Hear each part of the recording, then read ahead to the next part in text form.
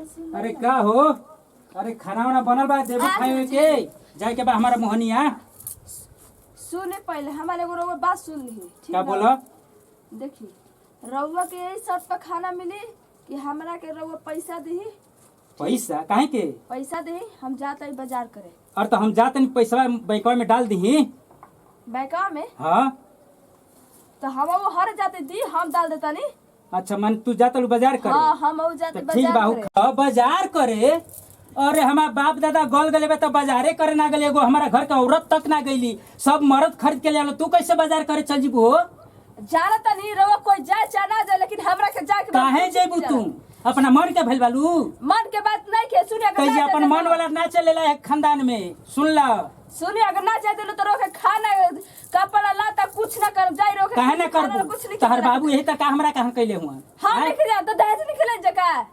बिना दहेज का हम शादी कैले ही। सुन ला हमरा के जा देम कि ना? नहीं, हमारे खानदान निखे गई, औरत को नहीं गई बाजार करे। सुन ला कुछ नहीं के हमरा के जाए के तो जाए के बा। कैसे जाए के बा? तू अपना मन के भइल बालू? मन के बात नहीं खे जी। सुनी रउआ जब देखी जोरा रहो कुछ कामो होई तो चल जाए। तो इसमें का गलती करते हैं बताई तो रउआ? तो ये बतिया शांति में कैले रहतू तो हमारे कानवा में ना सुनाई रहित। मार चिल्ला तालू कि हतना आदमी जुट जी हां घर में हैं। तो रउआ ना चिल्लाओ तो नहीं। तो ये बतिया धीरे से ना कहल जात है कानवा में। हमर गला फरवा दल बन जान देखी कोपे से। अच्छा तो द हमरा के खइका खा ली तब तू जाइह। बाकी एगो काम करिह, जाते बालू तब तू हाई पैसा ले जाके बैंकवा में डाल दी हमारा। पैसा कितना बची?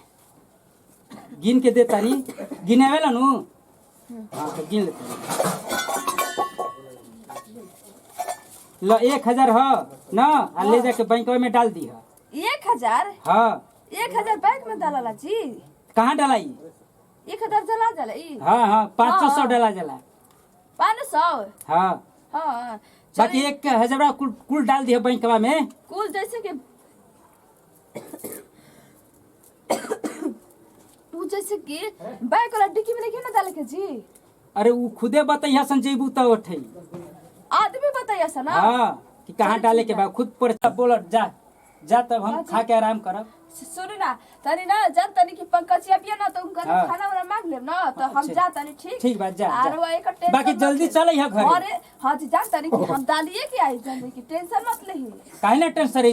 रात का देबू तब हरिया तो टेंशन ना रही दिमाग में हमारा। बताई तो हमको गोल में तो टेंशन को। हां तो इसे कथिन जा जल्दी चले जा। देखी तो इतना हाँ, सब जल्दी के है, कपे से देश कर वो खाना पीना खा ले टाइम से। ठीक हम मांग के खा लेब जा। हां ठीक है मांग के खा। बाकी जल्दी आज ही है इधर सौकेरे। बचिया नन को तनी पानी ले आवा हो, बड़ा जोर प्यास लगल बा। ए बाबूजी हाँ एगो बात कही, पहले पिए ली तबे कहम। ए बाबूजी एगो बात कही। हाँ कह। अरे का बताई रउआ के, आज दीदी जी न जिंदगी में कहियो तो कोई बाजार गोल ही नहीं के। आज दीदी पहली बार बाजारे गइल बानी, बहुत हमके डर लगता। आ देखनी है अपने घर में ले जैसे तो सुनत रही हमार काका तो बतियात रही। अब भैया जी ना पैसा देनी है दीदी जी के 5000 रुपया। अच्छा 5000 रहे कि 1000 रहे ऐसी हम ना सुनिए ठीक से। अब लेके गई मैं बैंक में जमा करे, बहुत हमरा डरो लागत है। बुढ़वा कनिहन करे नी आ यही तरी कोनो फुसुला के कुछ ले लिया सर। पहली बार गइल बानी बाजार करे।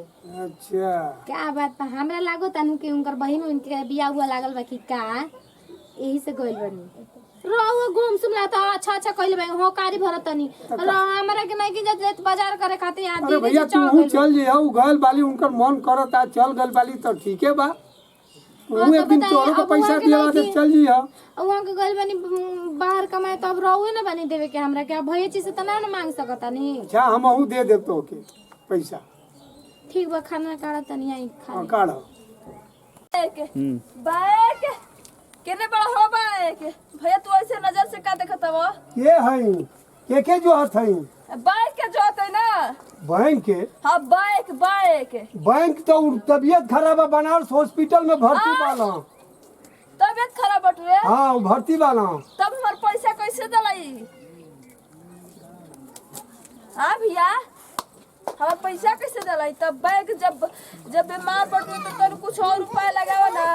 भैया तू के हो? तू काहे पूछत हो? हमरा के कह जाए के बा। अरे हम बैंक का फूफा हई। बैंक के फूफा? हाँ बैंक से न काम बा। हाँ। उ बीमार वाला हम उनकर फूफा हई।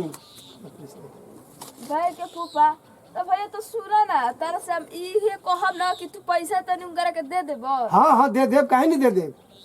पक्का। हाँ एकदम पक्का। अब हमके का कही बुझाते नहीं कि पैसा दे तो दे हम, लेकिन हाँ ज्यादा कोई पर विश्वास रखल तो अच्छा ना बटुए, पर हमार दिमागे ना थोड़ा चल।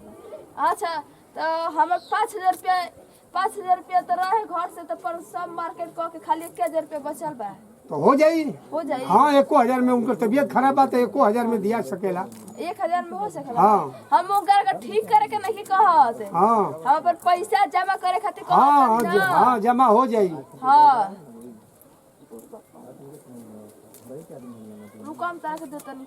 देखो हई पैसा गिन। 1 2 3 4 5 6 7 8 9 10 10 1,000 बा। 1,000 पूरे बना। हाँ आए तो देखिए भैया हमारे ऐसे के गरीब दुखिया आए जा, देखिए ऐसे मत करियो ना हमने के साथ। हमने आई हम ऐसे बात नहीं कि हम आई बैंक से पैसा अपन मांगा मुंगार से, बैंक से फोन करके।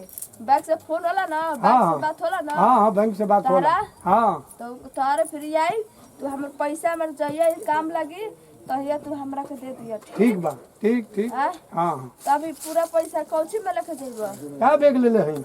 बैग में पूरा आदमी के पैसे बेरा बटुरत बा। हाँ पैसा भी टोरत हई कुल। हई सब कोई से मतलब पूछत बा कि कहां जाएगा। हाँ हई चलो तब ठीक है ना बटुए सब पहले तो बटुरो भैया ऐसे बटुरो बेचारा जानी बैंक में तब बीमार हो गए तो ये ना करबो। हाँ चलो ठीक बा। तब तू कहां जीबा अब? अरे हम चलब अब तब जोह ताली की के बैंक के पैसा जमा करे वाला बाटे तो लेके जमा कर दे उनके बैंक के। हई हाँ तो चलो ठीक बा। तब ठीक बा जा।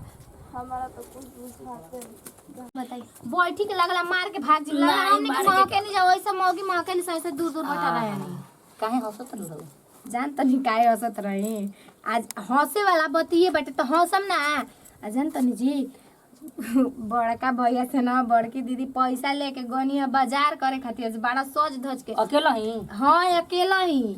हम तो ये सोचो तनी कि दुकान पे जानी वहाँ के तो 2 रुपया दे के 10 रुपया बेसिए दे के आ जानी। और बाजार में गोल बनी पैसा बड़का बाबूजी बड़का भैया देनी है पैसा कहीं ले जाके जमा कर दी है। अच्छा और हम डर लागत है कि पैसा कहीं कुछ एथू मत कर दस तो का डाल देले वाली कि मतलब ऐसा ही कोई के देखे चले ली? रहो बुढ़वा के नियन बतियावनी गइली है बाजार करे तो जे देले है पैसा वो करना जाए के जाए साथे लिया के। अब रहुए बाकी रहे पीछा अब रहुए चल जाई ना कोई चली चुपचाप खाए। अरे का खाना वाना बनैले वालू? हाँ बनैले भाई।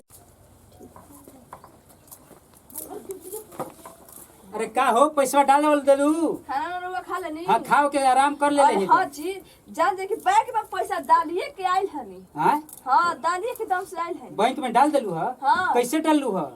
अरे जैसे कि बैगा बीमार रहे ना तो बैंक के फूफा के दिल हई। फूफा के? हाँ उ कहत ना तो बैंक में तोहर के ना डाले के रहे। ओहो बैंक बीमार रहे तो बैंक के फूफा जिंदा रहे यही से बैंक मर गिरला ना। और तो सिलफवा मिलल है? सिलफवा कैसे जब ओकर फूफे के दे के ही तो। और तो सिलफवा मिलल है कि हम 1,000 रुपया देनी है? एगो बैग हेजलट कैले रहल ह ना तो आय हो चौपट ले हलू हमारे 1,000 रुपया। चौपट के और तो सिलफवा मिलल है? सिलफवा के फिलफवा के छोड़ सिलफवा ना मिलल हटुए। एकदम बुढ़वे के खानदान के हुका हमारा ऐसे समझदार कहाँ कोई मिली? देखा था कितना समझदारी के प्रणाम एक्टर प्रतिमा सिंह पूरा भोजपुरी समाज के गढ़ गोड़ लाते और सब देखने जाएगो हमनी के वीडियो बनैनी है। जब वीडियो बना के दर्शनी है कि बुढ़वा के औरत के पैसा ना देवे के चाहिए ओके जौन कहबू ना तो उ ना करी। और बैंक के कहा तो जाके बैंक वाला आदमी के देखे आइले नाम से बैंक के फुफा रहले। हाँ तो ऐसा कुल गलती ना करे के चाहिए। जान तनी जब वो समझदार नहीं के तो ओके साथ में लेके जाए के चाहिए और अच्छा से ओकर शौक हर कोई के पूरा कर देवे के चाहिए। ऐसा कुल गलती ना करम जरूर सब जौन ये हमार बहन कैली है। और वीडियो अच्छा लगे तो दिल से लाइक करम शेयर करम और हमने के अपन चैनल बाटे जौन चैनल के नाम बाटे झोल झाल जेना के सब्सक्राइब करो झोल झाल कॉमेडी ओकरा के जे सब्सक्राइब नहीं के लिए सब्सक्राइब कर ले हम जा। और यही वीडियो से लेते हैं जब विदाई अगले वीडियो में फिर से मिल जी। Bye by.